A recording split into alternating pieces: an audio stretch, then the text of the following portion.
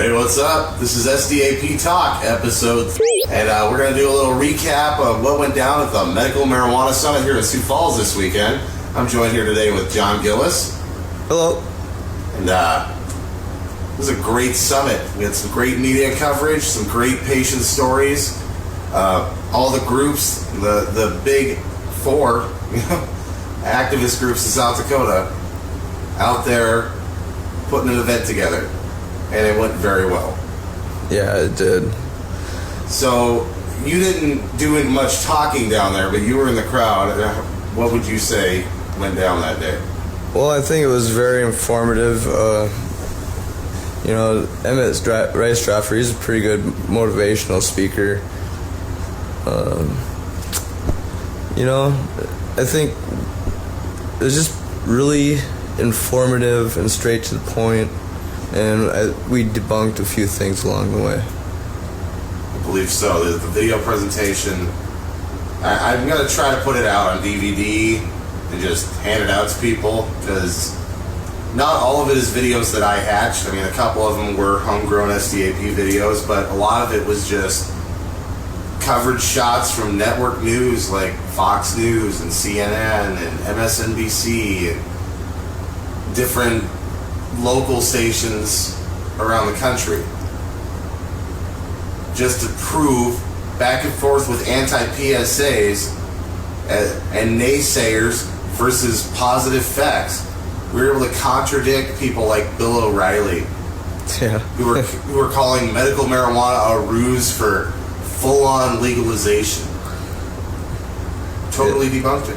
He didn't even have an intelligent conversation to add to anything. He was just basically making fun of people.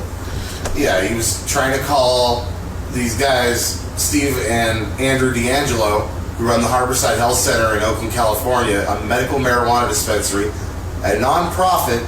He straight came out at them like, oh, you guys made $20 million this year. How does it feel to make all this awesome money? And Steve immediately was like, well, I'm not making a lot of money. I make a salary just like everybody else. And then O'Reilly fires it in, well, how much is your salary? And he straight says, I don't have to reveal my individual salary. I file my paperwork with the county, and we are in good standing. Yeah, that's how it should be. I mean, what is it their business how much a salary is anyways? It's like, I could go over to McDonald's and ask them how much they get paid an hour. If they don't want to tell me, they don't have to. Yeah. Same concept. Absolutely. And then we had there was one part of the video that fades from a music video by adding Lane into a story about how cannabis oil can quickly stop an epileptic seizure. And there was a lot of people tearing up through that sequence, and we had a lot of great testimonials from like Pat Lynch and Joy. She was down there. They were talking about their MS and how they had spoke to the committees in Pierre.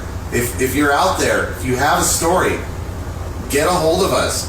Let's put you on podcast, and then if you really want to take it to the next level, go testify in Pierre this year. 2015, the legislative session. We'll get people in there if they want to come out and share. Yeah.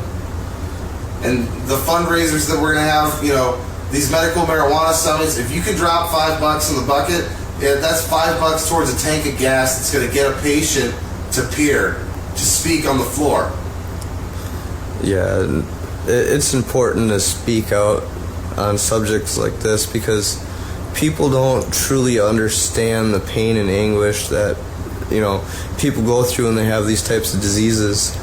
And just like you said, watching that short video of that girl having a seizure and her mom giving her the CBD oil or whatever, and that's a really hard thing to watch. I can only imagine what her mom goes through.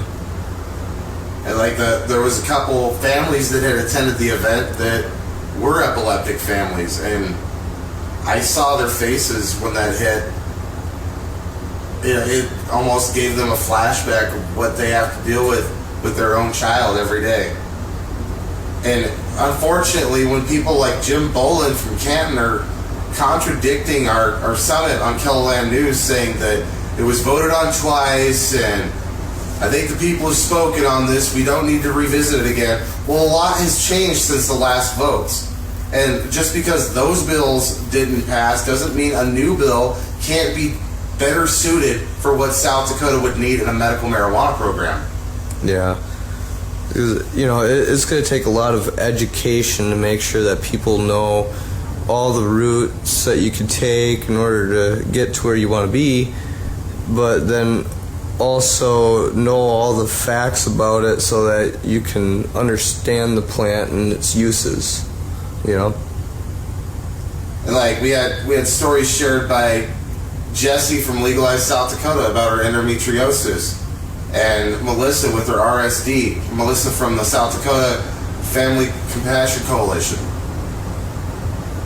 Those stories, it's hard to hear how much these people that I talk to on a daily basis, like, I don't think about it all the time because they're so strong in their fight, they don't let it show, but they deal with some really horrible pain. And it makes me sad that the government won't allow them the relief and is telling them, people like Melissa, she's quoted in the story on Kelloland News as saying that her family's been out here for over 100 years. And why should she have to move? That's a question that needs to be asked of Governor Dugard again. And all of the state legislature representatives that pride themselves on being fifth generation South Dakotans. Why would you cast your grandchildren out where they would never be able to come back to South Dakota because of possession by ingestion laws? Yes. And then they put people in jail for it. And I mean, how many kids are in jail and go get on probation, and now they have a probation officer shoved up there, you know what? And you know, I've experienced this in my own life, and you know, it's not a good experience because you find yourself down a path that just keeps leading you down the wrong path, because you go to juvie and you go to jail and you meet people that really are messed up in the head, because you know, we're just little kids when we're going to this juvie thing. We have all kinds of ideas in our head, and then you get around a bunch of like-minded people, so you all become more like each other and you learn from each other, and then you get back out in the real world and you start messing up again because that's all you know, it's all everyone's talking about, and you become indoctrinated into the system so that when you grow up, all you know how to do is you know, you can't fully come back to a regular civilization after you've been incarcerated for a certain amount of time, in my opinion. That's the concept of institutionalization. Yeah. It happens in group homes, it happens in juvenile Department of Corrections facilities, it happens in county jails. I'm not saying that, you know, there are people who belong in situations like that based on what they've done, but like my own situation where I went to boot camp, I got in a fight with my little brother.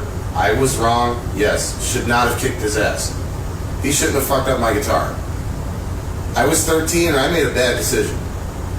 So the military police come into my life, I get put on a chins petition, I go to boot camp, and people are talking about in group therapy what they're there for, and one kid's in there for meth, and another one's in there for carjacking, another one's for aggravated assault, and you know, it just, all these escalated over the top charges, like, and they, why are you here? Well, I got in a fight with my brother. I was so out of place. A guy that I was bunkmates with, you know, a couple years after we graduated, he stopped a dude to death at a house party, and he's still in prison. He will be in prison the rest of his life. Yeah. You know, and when you go to those places, they don't try to help you. They just make you sit in a cell, and they yell at you constantly because you're either being too loud or, you know, it's just a place to piss you off further so that you go fuck up again. You know? Yeah. That's for real. There's so many people I know that go to jail all the time and they come back out and they do the same stuff over again. You know, there's no help in there. They don't tell you, hey, you know, yeah, you did mess up, and they don't talk to you about it, nothing. It's just straight, like, you're bad, you're no good, you're gonna come back, you'll never change, type Time stuff. out for the big boys. Yeah. But all in all, it was a great medical marijuana summit. We're planning on doing more. A proposed idea is that we do one once a month, the last Saturday of every month. So if you like that idea, please leave a comment on this video. Let us know what you want to do to get involved. There is plans on deck to be baking some hemp cranberry seed muffins for the next one, for December. So if this interests you, please get a hold of us. Right here at South Dakotans Against Prohibition. This is SDAP Talk. Ryan signing out. And this is John signing out. Keep it classy, SDAP.